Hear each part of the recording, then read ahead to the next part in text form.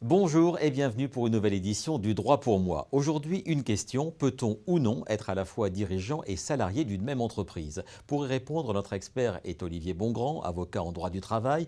Maître, je me tourne vers vous. Tout d'abord, rappelez-nous ce qu'est un mandataire social et quelles sont les principales différences avec le statut de salarié.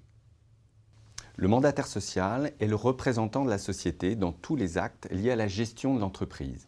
Il est responsable devant les actionnaires, les partenaires et la loi, et tout particulièrement dans la gestion des ressources humaines.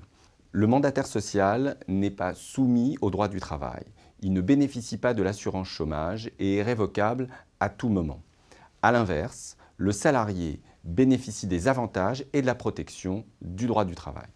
Et est-il possible, maître, pour un dirigeant de cumuler son statut de mandataire social avec un contrat de travail? Oui, c'est possible pour les dirigeants de sociétés par action simplifiée, les gérants minoritaires de SARL, mais aussi les administrateurs, directeurs généraux et membres du conseil de surveillance de sociétés anonymes. Mais attention, ce cumul est possible sous réserve que les missions confiées dans le cadre du contrat de travail soient bien distinctes du mandat. À cela s'ajoutent 3 conditions. Tout d'abord, le contrat de travail du dirigeant ne doit pas être fictif. En clair, il doit réellement exercer son activité en qualité de salarié. Ensuite, le contrat doit être exercé dans un lien de subordination suffisant.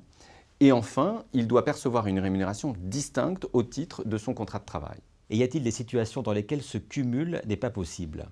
Effectivement, le cumul contrat de travail, mandat social n'est pas possible pour le gérant majoritaire d'une SARL.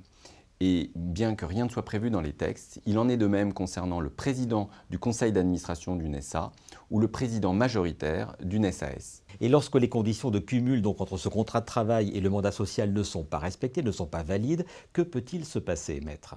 En cas de fraude avérée, les conséquences peuvent être graves. Le contrat est annulé par les juges qui peuvent exiger le remboursement des salaires. Mais le plus souvent, la nullité est évitée et le contrat de travail sera simplement suspendu pendant la durée du mandat social. Concrètement, pour le mandataire, cela signifie pas de salaire, pas de prise en charge par Pôle emploi et pas de prise en compte de l'ancienneté au titre du contrat de travail. D'où l'intérêt, on le répète à chaque fois, d'avoir recours au conseil d'un expert. Maître Bongrand, je vous remercie. Tous ces conseils et bien d'autres, vous les retrouvez sur ledroitpourmoi.fr.